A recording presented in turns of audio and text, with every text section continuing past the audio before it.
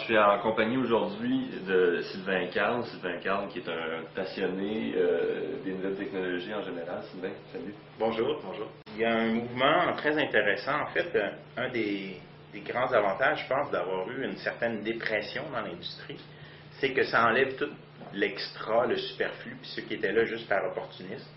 Peut-être, il y en a peut-être qui sont restés aussi, il y en aura toujours, puis ça fait partie de l'écosystème, mais ce creux-là a fait qu'il y a eu plusieurs mouvements que j'appellerais communautaires, ou en tout cas des efforts grassroots. J'ai participé il y a plusieurs années à Facile, qui est un mouvement pour la promotion des logiciels libres, avant que les entreprises s'intéressent aux logiciels libres. D'autres mouvements locaux comme Île sans fil, comme W3 Québec faisait la promotion des normes, sont partis comme des petits groupes sur le réseau, email, blog, on se rencontre, on parle de ça, ça nous intéresse. On commence à avoir une première génération d'entrepreneurs indépendants, en technologie en tout cas, qui ont eu du succès, puis qui reviennent à la scène, puis qui commencent à faire des efforts, qui sont rassembleurs, des structures, autant au niveau de l'investissement que des lieux. Mais ça prend des générations faire ça dans la Silicon Valley. Tu es à la 2 ou la 3e génération de ça. Donc, la facilité de trouver, par exemple, de l'argent pour partir un projet, quelqu'un qui va dire, ben oui, 50, 100, 200 000 pour partir ton projet, je te fais confiance, j'en ai fait avant et que quelqu'un m'a fait confiance, ben cette culture-là existe. Ici, on a l'amorce de ça.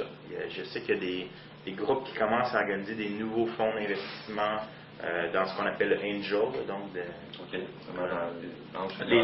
les anges financiers, les premiers pas, les investissements qui vont être entre 50 et 250 000. Mais comme on disait tantôt, ben, quand tu as besoin de payer ton loyer à chaque mois, tu veux t'installer quelque part, tu veux payer correctement les gens avec lesquels tu travailles aussi, mais ça prend des sous, faut mettre ces structures en place. Puis ça, c'est une chose importante qui, je pense, qui est en train de se faire. Il y a un autre réseau qui s'appelle Ange Québec aussi, qui arrive, qui vient d'être constitué cette année, si je ne me trompe pas, là, ou c'était très bientôt. Puis, ben, tu as aussi des structures rassemblantes. J'aime beaucoup le fait que sur Internet, tu n'as pas besoin de tout préorganiser. C'est pas pour rien qu'il y a beaucoup de ces choses-là qui sont arrivées par les blogs, par les listes de discussion, par les wikis, mais aussi le fait d'avoir des lieux où les gens peuvent se rassembler. On va conclure là-dessus, Sylvain. Merci encore beaucoup.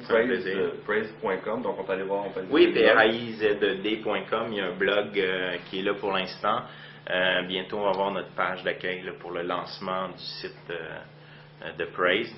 Je tiens un œil là-dessus. On est à San Francisco la semaine prochaine aussi. On va en profiter pour parler de Montréal. Je sais qu'il y a d'autres startups aussi de Montréal qui sont lancées à l'événement du Web 2.0 Expo.